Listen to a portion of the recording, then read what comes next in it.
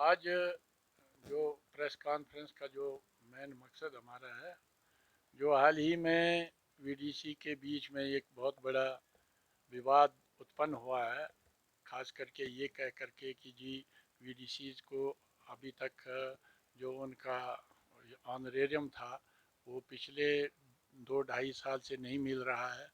उसके काज एंड कारण जो है आप अच्छी तरह जानते हैं, या नहीं भी जानते हैं तो हम आपको इसकी तरफ आपकी तवज्जो मबजूल करवाते हैं और नाजरीन की तवज्जो मबजूल करवाना चाहते हैं। जब ये इस किस्म का विवाद खड़ा हुआ है, इसके पीछे सरकार की मंशा साफ जाहिर होती है।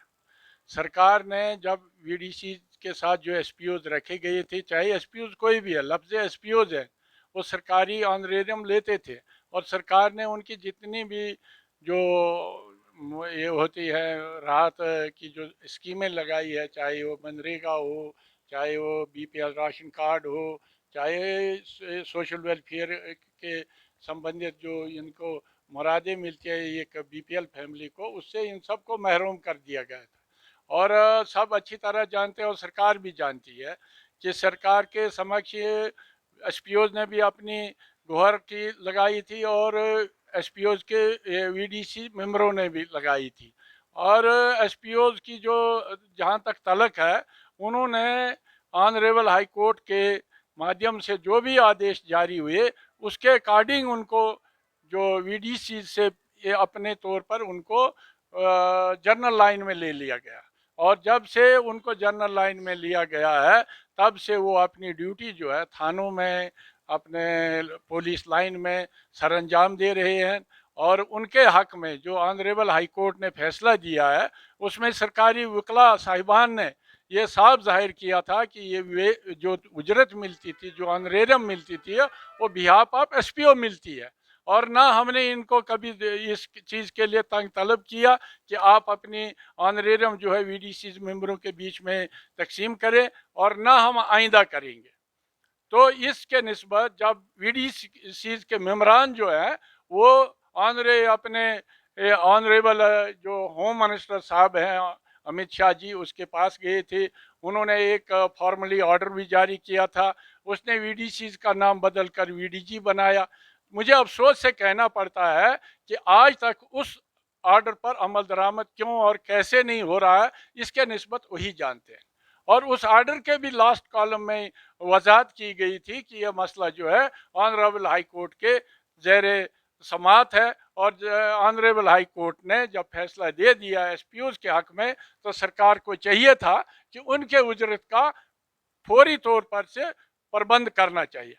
और ये मुझे बड़ा हसास लगता है कि आज चाहे वो वीडीसी का मेंबर हो, गनमैन, चाहे एसपी हो, चाहे एक एसपीओ हो, चाहे एक वीडीसी का मेंबर हो, उन्हें किसी तरह का भी आज तक हमने नहीं सुना था एहतजाज करते हुए सरेआम सरकार और प्रशासन को ये अपने तरफ से चेतावनी का। आज तक मुझे अफसोस होता है कि ये लोग बहुत बड़े बुलंद बांग दावे करते हैं कि हम देश के लिए काम करते हैं, देश के सुरक्षा में काम करने वाले लोगों के लिए हम समर्पित हैं। तो क्या वजह है पिछले 1 साल से ये लोग चीख रहे हैं, चिल्ला रहे हैं और इनका कोई इनका पुरसुने हाल नहीं है। तो मैं चाहता हूं कि इस पर कोई सरकार जल्द से जल्द फैसला ले। आया अगर आप लोगों ने इनको, आप समझते हैं एक तरफ से कि इन लोगों ने रस्टवाइल डिस्ट्रिक्ट डोडा में जिस प्रकार से रिमार्केबल काम किया है, तो इनको इनाम भी दे दो ना। आपने अगर 4,000 और 4,4500 के इस ऑनरेरियम के माध्यम से आप देने को एक ऑर्डर में यकीन दहानी करवाए, तो आप दीजिए ना। तो आप ऐसा खिलवाड़ क्यों कर रहे हैं? क्या इसके पीछे भी सरकार की कोई ये सियासी मंशा तो नहीं है कि आप एक तरफ से इन लोगों को सड़कों पर खड़ा करवाएंगे, दूसरी तरफ से अपने वाहवाही भी लूटेंगे? आप अच्छी तरह जानते हैं पीछे एक नागशाना में जून के महीने में इन्होंने एक बहुत बड़ी रैली की थी। उसमें तो इन्होंने कहा कि हमने वीडीसी के मेंबरों को जी इस प्रकार के ऑनरेरियम दे दिया है। जून गया, फिर 15 अगस्त को एक और ऑर्डर निकाला, और ऑर्डर हवाला देते हैं वही 1995 का। तो 1995 के ऑर्डर में को अगर आप मलूज़े खाता रखते हैं, तो फिर वीडीसी का नाम बदल कर वीडीजी करने की क्या जरूरत थी? अगर आपने वीडीजी बनाई है तो इसके लिए सरे नो पॉलिसी अगर आपने कोई वजाहत की है तो मंजरे आम पर आनी चाहिए। आप लोगों के बीच में इस किस्म का तजाद क्यों पैदा कर रहे हैं?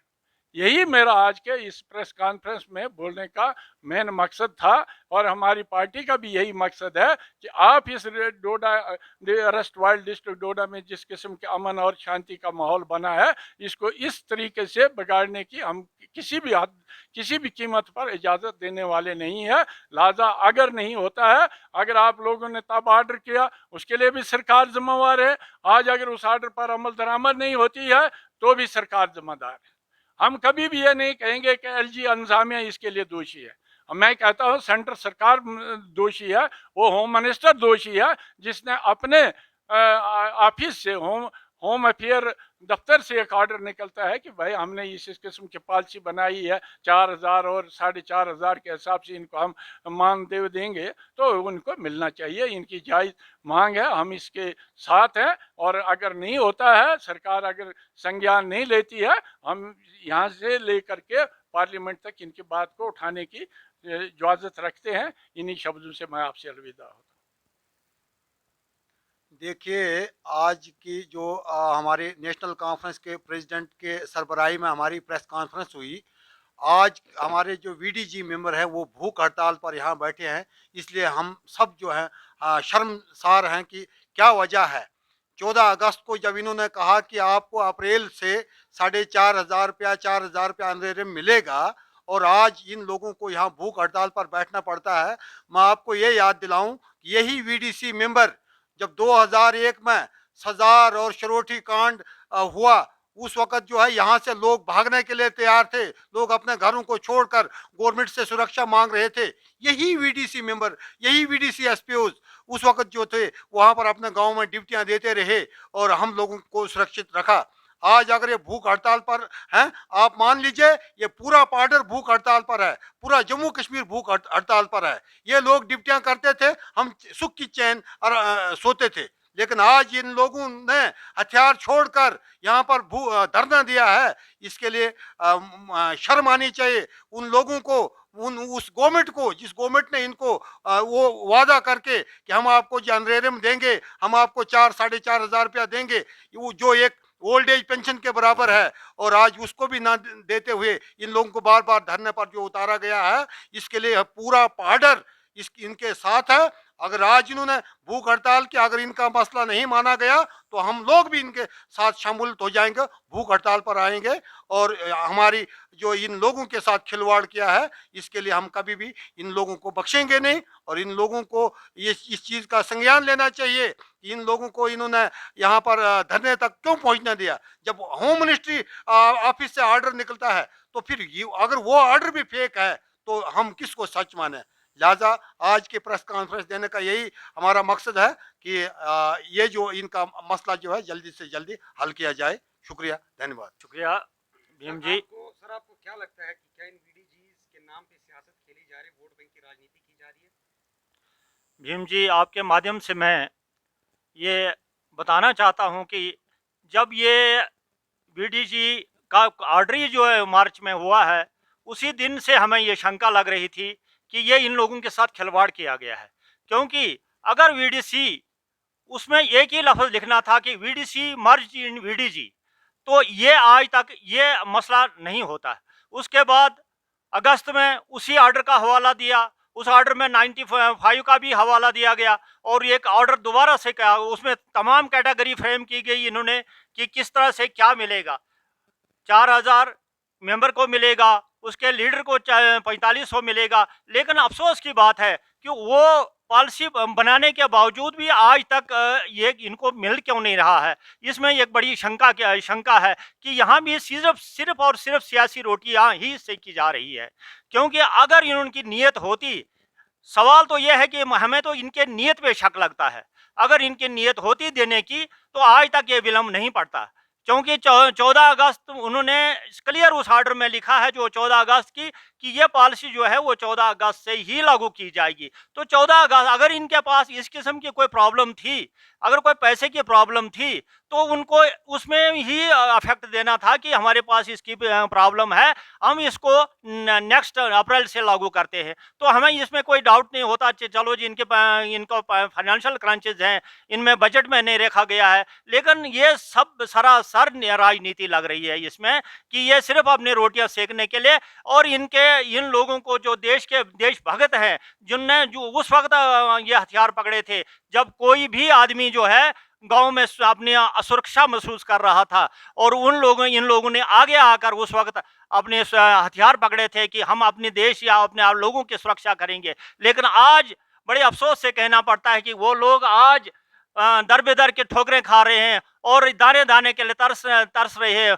उनके बच्चे फाके हैं जो आज मजबूरन इस ठंड कड़कती सर्दी में यहाँ इस ठंड में अपने बैठे हुए हैं। बड़ी अफसोस की बात है कि आज बड़े बड़े दावे करते हैं कि हम बहुत ही देशभक्त हैं, जब ये सरकार से बाहर थे तो ये इन्हीं लोगों के सर पे इन्होंने राजनीतियां की है, और जब आज इस कुर्सी पर आए हैं तो इन्हीं लोगों को यूज कर रहे हैं और इनको दर बेदर के ठोकरे खा रहे हैं। इसी के साथ मैं आपका धन्यवाद करता हूँ।